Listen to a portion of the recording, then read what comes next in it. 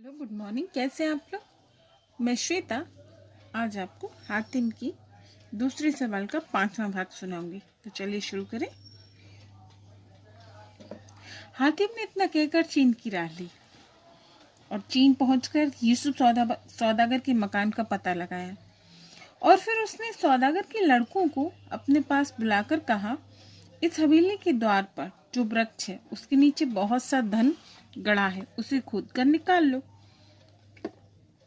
और इसमें से एक भाग लेकर तुम आनंद करो और 3 भाग खुदा की राह में खर्च कर दो, जिससे तुम्हारे पिता का दुख दूर हो सके। लड़कों ने कहा, यह काम बादशाह की आज्ञा के बिना हम नहीं कर सकते। हातिम बोला, तुम मुझे बादशाह के पास ले चलो, मैं स्वयं उनसे बात करूंगा। यूसुफ के लड़के हातिम को बादशाह के पास ले गए और उसकी विचित्र बात बादशाह को बताई। बादशाह बोले, अरे पागल, यूसुफ को मरे हुए 25 वर्ष बीत गए हैं, तो अब संदेशा लेकर आया है। हातिम विनय पूर्वक बादशाह से कहने लगा, सरकार, यदि आपकी बात आपकी समझ में मैं पागल हूँ तो बताइए, मुझे उस धन का पता कैसे लगा? उस पेड़ के नीचे पृथ्वी को खुदवा कर तो देखिए, आखिर इसमें कोई हर्ष तो नहीं है। बादशाह यूसुफ के द्वार पर आए और यूसुफ के लड़कों को आज्ञा दी कि पेड़ के नीचे की पृथ्वी खोदो। जब पृथ्वी खोदी गई तो एक बड़ा भारी मोहर अशरफियों का खजाना निकल आया। वे खजाना देखकर यूसुफ के लड़के फूले न समाये और बादशाह भी प्रसन्न हुए। बादशाह से विदा मांगकर हातिम वापिस चलते चलते उसी बस्ती में आया जो पहले अन्यायपुरा कहलाती थी। अब सभी उसे न्यायपुरा कहते थे। यहाँ शहजादी के एक पुत्र पैदा हो चुका था, जिसे देखकर हातिम को बड़ी खुशी हुई और उसने उसका नाम सलीम रखा। हातिम ने 2-3 दिन वहां ठहरकर पुनः अपना मार्ग ले लिया। कुछ दिनों में ही वह उस टीले पर पहुंचा जहां सिद्धों का स्थान था। शुक्रवार की रात को जब सिद्ध कब्रों से निकलकर अपने अपने बिछौने पर बैठ गए तो सबके सामने भोजन की थाल आए। हातिम ने यूसुफ सौदागर के पास जाकर देखा तो वह भी अपने बिछौने पर बैठा था। सबके समान भोजन उसके सामने भी आया। हातिम को अपने सम्मुख सौदागर देखकर सौदागर प्रसन्न होकर बोला, हे प्यारे, तूने मेरे सब दुख दूर कर दिए। अब मैं बड़े आनंद में हूँ। मैं उस दुख भरी आवाज को लगाना भी भूल गया। हातिम बड़ा प्रसन्न हुआ और उसको उसकी संतान की कुशल क्षेम बताकर वहां से चल दिया। हातिम जिस ओर चला उसकी दाहिनी दिशा से हथियारबंद 7 पुरुष निकल आए और उसके साथ साथ चलने लगे। वे बोले, हे मुसाफिर, तू किसी बादशाह के यहाँ हमारी नौकरी लगवा दे तो बड़ी दया होगी। हातिम ने कहा, मेरे साथ चलो, मैं तुम्हारा काम करा दूंगा। इतने में ही पीछे से एक हातिम की गर्दन में फांसी का फंदा डाल दिया और फिर हाथ पैर बांधकर जो कुछ भी धन था वह सब लूटकर उसे कुएं में पटक दिया। वह 3 दिन बेहोश पड़ा रहा। चौथे दिन होश आया। उस मोहरे को पानी में घिसकर घाव पर लगाया।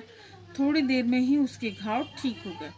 उसके कुछ समय पश्चात हातिम वहां से चलने की सोच ही रहा था कि एक आवाज, हातिम, इस कुएं में अकूत धन है, उसे निकालकर काम में ला। हातिम में सोच ही रहा था कि मैं यह धन कैसे निकालूं। तभी 2 मनुष्य कुएं के ऊपर आए जिन्होंने उसको कुएं से बाहर निकाला। तब हातिम बोला, भाइयों, इस कुएं में बहुत बड़ा खजाना है, उसे निकाल लो। यह सुनकर एक मनुष्य झट कुएं में उतर गया और मोहरों बासरफियों को निकाल कर ऊपर देने लगा। वह मनुष्य सब धन दे चुका और ऊपर एक बड़ा भारी ढेर हो गया तो वह कुएं से बाहर आया। तब हातिम उन दोनों से बोला, इस धन को आप दोनों ही ले जाइए। यह धन हमारे किसी काम का नहीं।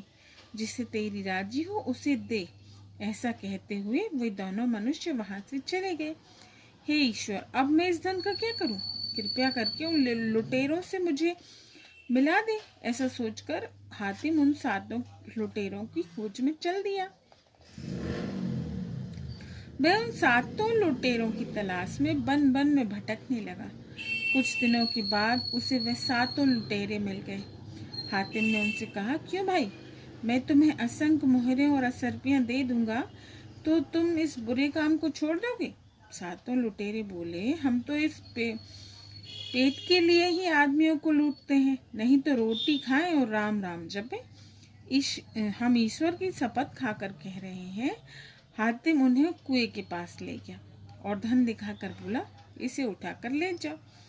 इतना सुनकर वह सातों उस सारे के सारे धन को उठाकर ले गए और उन्होंने सदा के लिए लूटमार करना छोड़ दिया और भगवान का भजन भी करने लगे। हातिम वहां से चलकर कुछ ही दूर पहुंचा कि उसे एक कुत्ता हाँफता हुआ दिखाई दिया। उसे देखकर ही हातिम को दया आ गई और उसने उसको गोद में उठा लिया। बड़े प्यार से कुत्ते के सिर पर हाथ फिराया तो देखा कुत्ते के सिर में एक कील ठुकी हुई है। हातिम ने कुछ पल सोचा और सिर से कील को निकाल दिया। कील निकलते ही वह कुत्ता मनुष्य बन गया। तब तो हातिम को बहुत अचरज हुआ और पूछा, हे जवान, तू कुत्ता कैसे बना और तू कौन है? यह सुनते ही उसने कहा, मैं शहर सूरत के एक सौदागर का बेटा हूँ। मेरे पिता चीन में जाकर सौदागरी करते थे। उन्होंने बहुत धन इकट्ठा किया। उन्होंने मेरा विवाह धूमधाम से रचाया। मेरी पत्नी बड़ी सुंदर थी। मैं भी चीन में सौदागरी के लिए गया। जब लौटकर आया तो मैंने देखा कि मेरी पत्नी की आंखें एक हफ्सी से लड़ गई हैं, जो मेरे यहाँ नौकर था। एक दिन मैं सो रहा था, तब वह हफ्सी ने ये जादू की कील मेरे सिर में ठोक दी। कील के ठुकते ही मैं कुत्ता बन गया। यहाँ घूमते घूमते 4 दिन हो गए। अब तेरी कृपा से मनुष्य हूँ। तेरे इस उपकार को जीवन भर नहीं भूलूंगा। हातिम ने कहा, यह सब खुदा की दया हुई। क्यों भाई, तो शहर सूरत का निवासी है। हारस सौदागर को अवश्य जानता होगा, जिसकी बेटी की प्रतिज्ञा है कि जो 3 सवालों के प्रश्नों का जवाब देगा उसके साथ विवाह करूंगी। उसने कहा, मैं हारस सौदागर को जानता हूँ। हातिम बोला, तो तू मेरे साथ चल, मैं भी वहीं चल रहा हूँ। इस कील को अपने पास रख। यदि तू अपना बदला चुकाना चाहे तो इसको चुका सकता है। इतना सुनकर उसने कील को अपने पास रख लिया। अब दोनों बड़े प्रेम पूर्वक साथ साथ चल दिए। चलते चलते कुछ देर में वे दोनों सूरत पहुंच गए। हातिम का साथी हातिम को अपने घर ले गया और बहुत अधिक सम्मान दिया। उसको देखकर उसकी पत्नी और हफ्सी सक पका गए और भागने का प्रयत्न करने लगे। सौदागर के बेटे ने हफ्सी को तो अपनी तलवार से मौत के घाट उतार दिया।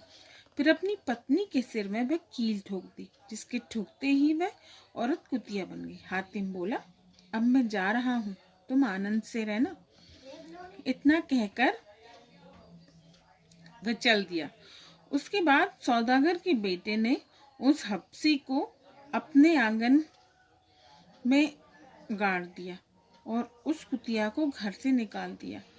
उस पर शहर के सैकड़ों कुत्ते हल्ला करके टूट पड़े और वह मर गई। हातिम पहले सराय में जाकर उस सौदागर के बेटे से मिला, जो हारस की बेटी पर फिदा था। सराय में कुछ देर ठहरकर वह हारस की बेटी के द्वार पर पहुंचा और द्वारपाल से कहा, अपनी स्वामिनी से जाकर कहो कि मैं दूसरे सवाल का जवाब लाया हूँ। सूचना मिलते ही वह मृगनयनी ने आज्ञा दी कि उसे आने दो। हातिम हारस की बेटी के पास पहुंचा तो हारस की बेटी ने पूछा, बताओ मेरे दूसरे सवाल का जवाब क्या है? तब हातिम ने सारा हाल कह सुनाया। वह बोला कि मैं उस आवाज को भी बन कर आया हूँ जो हर शुक्रवार को आती है। वह आवाज अब तुमने नहीं सुनी होगी। तब हातिम ने कहा कि मैंने पहले और दूसरे सवाल का जवाब ला दिया। अब तुम अपना तीसरा सवाल बताओ। इतना सुनकर चंद्रमुखी ने कहा, महारू परिशाह का मोहरा लाओ। इतना सुनकर हातिम चल दिया और सराय में आकर ठहरा और सौदागर के बेटे से बोला, हे जवान, तुम यहाँ आराम से रहना, मैं महारू परिशाह का मोहरा लेने जा रहा हूँ। देखेंगे कि हातिम महारू परिशाह का मोहरा कैसे लगता है अगले वीडियो में। Okay, bye, take care.